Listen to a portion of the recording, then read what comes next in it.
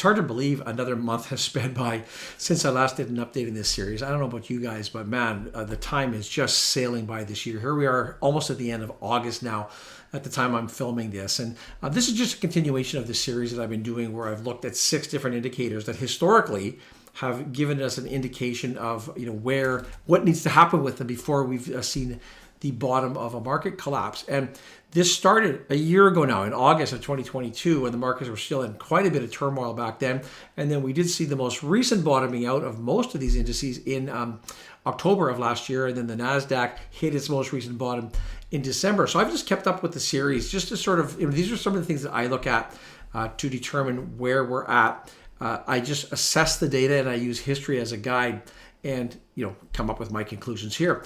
Before I get into those, a couple of quick things. I did receive a comment last month from a viewer. I'm just going to read it to you here. It's from Grad Patriarcha, and it says, I got a video idea and it may sound dumb, and it's not dumb, by the way, but can you do a video that uses these same metrics or similar, but compare them to how they would look if we were in a true bull market?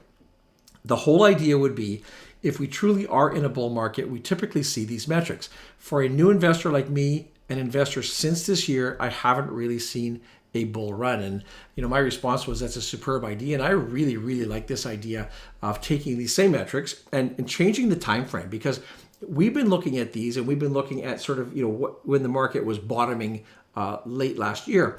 But what if we are truly in a bull market right now? How are these supposed to look historically? So I am going to do that. I've already started my work on that project. But a second piece to this as well, I know there's a lot of people who are watching who don't believe that we will see a further correction or that we are truly in a bull market now and that another drop isn't going to happen.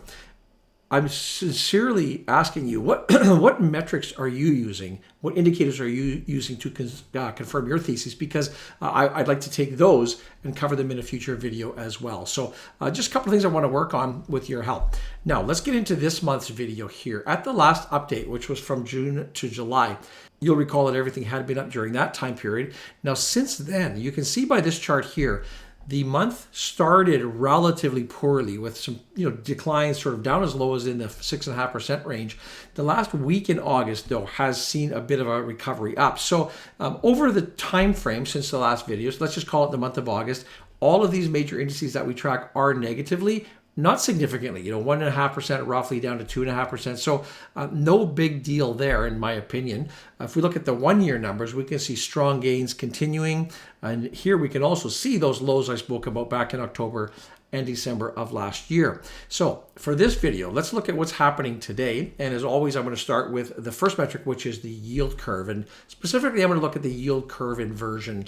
And the key to this is that if we believe a recession is coming, there's a lot of talk that way, but it's becoming softer and softer as we've gone along here, then we probably haven't seen the bottom if a recession is coming. Or at a minimum, even if we're not going to get back to those lows, we are going to see a significant correction.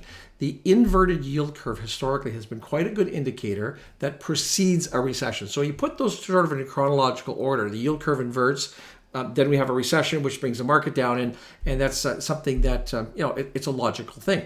So we've been looking at these, and when we look last month, we see the 2 yield curves that I'm tracking here, which is the blue line is the US 10-year 3-month, and the orange line is the 10-year 2-year. And both of these were in negative territory, as they have been now for quite some time. If we look at what's happened in the last month, we've seen a narrowing of those curves. Now, they are both still in negative territory, as you can see by the chart here, but we've seen quite a spike up in the US 10-year treasuries, over 4% now, and that has resulted in a narrowing of those yield curves, but still in negative territory. Now, the crux of this here is that curves typically will go positive, not just narrow, but they'll go positive before the market bottom if we use history as a guide. So today, with both of these remaining in negative territory, maybe some hope that we're going to, we're moving in a different direction, but that's where they are. And so the result in my opinion, my interpretation for this month is no, as it has been I think since I started this series. But that's what I am for this month. I'm a no in the yield curve scenario. Now, I want to move on to moving averages, which is the next metric. And I use the S&P 500 versus its exponential 200-day moving average. When I look back over last month, I look at the blue line here, the S&P 500, and you can see how it has sustained itself above that 200-day moving average there. So last month, when I did my analysis, this prompted me to change my view on this from a maybe, I think it was, into a yes. Because right now, this just sort of looks to me, this metric in and of itself looks like we're on a really good, strong path here. When I look at this today, though, we see that it is still holding above that 200-day moving average. But recently, we've seen a bit of a softening in that. We've seen it come down, and that makes sense with the negative market action that we saw in the month of August. But yes, it is still maintaining itself above the moving average. So the result, in my estimation, my evaluation this month is, last month I had a yes, and I am going to stick with that yes here until I see a change that would sway me in a different direction. I'm going to say that, yes, for this metric, we are saying that we have seen the worst. Now, number 3 on the metric is the volatility index, the VIX, and this measures market uncertainty. In July, we saw that it was well below its longer term average of around 20 or so. So that said to me that the participants in the market were pretty comfortable, and there's no reason to believe that the markets had any downside or any significant downside in the near term.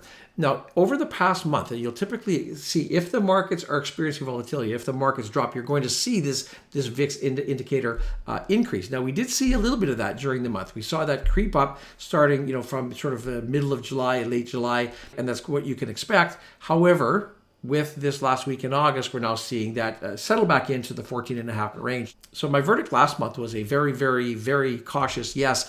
And today I'm going to stick with that soft yes. And, I don't feel that great about this VIX because I still will maintain that we should have seen a bigger spike up last fall when the markets were dropping, but we haven't. So I'm going to go with the numbers here, and I didn't see that spike. So I'm going to say yes, there's a cautious yes on this metric here.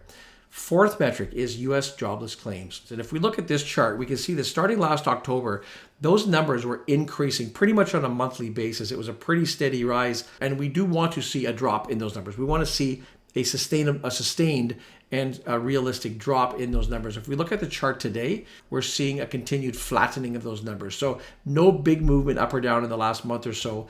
But so that's not giving me a whole bunch of hope there that we're seeing a real increase in the decline of that chart. I also want to look at initial claims. In July, we can see the blue line here showing initial job claims. If we look at that number in August, not much change there. The normal gyrations, but nothing really strong. Now, in the U.S. Department of Labor's news release, which it puts out every time they update these numbers, the most recent update says, in the week ending August 19, the advanced figure for seasonally adjusted initial claims was 230,000, a decrease of 10,000 from the previous week's revised level. So that kind of is a good thing. We want to see that number coming down, but 10,000 isn't a huge deal here.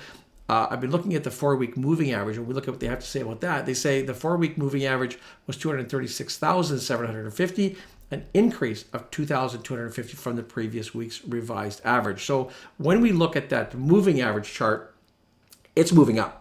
As those moving averages will follow, right?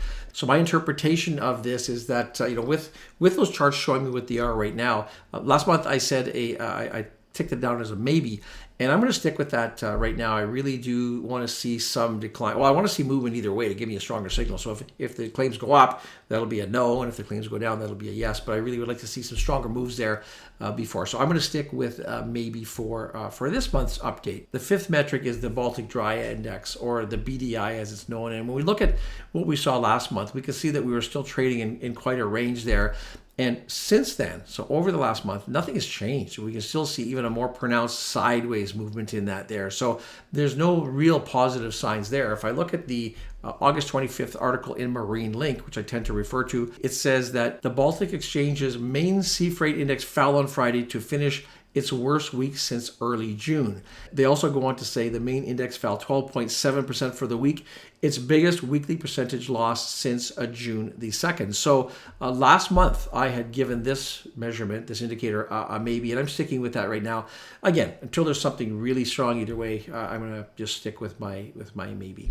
The sixth and final metric that we look at in this series is the manufacturing PMI, and this is another recession-related metric as I see it. And if this number is above 50, that means that the manufacturing segment of the economy is expanding, and if it's below 50, it's contracting. And given my theory that we want, the markets, are indicative of what the economy is doing. And if the economy is expanding, that's positive. And if it's contracting, that is a negative thing. So when we looked at June numbers, we saw that the number came in at 46. Now, for the first time in a while, we've seen a little bit uptick. July has come in at 46.4. So that is a slight uptick, and it is somewhat encouraging. It is still, though, not to be misled, it's still below the 50, so it's still a contraction of the economy, just not as steeply or not as significant as it was back in June. Now, the Institute for Supply Management website, they say the U.S. manufacturing sector contracted in July as the manufacturing PMI registered 46.4%, 0.4 percentage points higher than the reading of 46% recorded in June. And we can see that reflected on the most recent update on the PMI chart here. In their commentary, they add that this is the 9th month of contraction and a continuation of a downward trend that began in June of 2022. When I look at this, I just think 9 straight months of decline there. So I don't know what you think, but I think how positive can that really be? Like I said last month, my question would be, is the market today that we've seen, the sustained upside of the market, is it actually reflecting reality? I don't know. Everybody can draw their own conclusions, but I would question that. In their report, they also noted that the trend is reflected in the manufacturing PMI's 12-month average falling to 48.3%. So another decline here. So yeah, if that's falling, I don't know. I just don't see that as being a positive thing, which would indicate that the markets have got a whole bunch of upside. So last month, I said, no, this is not telling me anything positive, and I'm sticking with that verdict this month until we see some improvement there. It's just getting worse and worse, it seems. So to summarize, this month, the yield curve has a no. The moving average, I've given a yes. The VIX, I'm going to say yes. It's a soft yes, but it is a yes. Jobless claims, I'm going to put out a maybe. The BDI, maybe. And the PMI, no. So when I sort of summarize those, I'm going to say I have 2 no's for sure, and then I have I put down here 1.5 yeses and 2.5 maybes. That might be cheating a little bit, but I've got definitely two yeses. One of them is very, very soft, and 3 maybes. I can maybe split the difference on that. So yeah, I hope that this kind of helps you with your evaluation of what's happening out there. I will ask you, what do you think? Remember I said at the beginning of the video, if you have a strong opinion, I'm really curious to know what metrics you're using, what your thesis is. There's still not enough here to convince me. And I will acknowledge again, it's not a very popular view. I know a couple of weeks ago, or a week and a half ago or so, the markets were dropping pretty significantly, and I think the sentiment shifted a bit there. But we're looking at this from a top-down view. As always, I will remind you: do not please rely solely on this information and go out and make any major investment decisions based on it. Use these metrics as sort of part of your bigger due diligence package. As I mentioned, on Mondays and Wednesdays, I do a news segment where I cover, trending business topics, things that I think you would be interested in as we go down this journey together. I will put a link in the playlist right here for you to watch. I'll remind you about our Investing Academy. There is a link in the description below. Thanks for watching this video. I look forward to seeing you in the next one.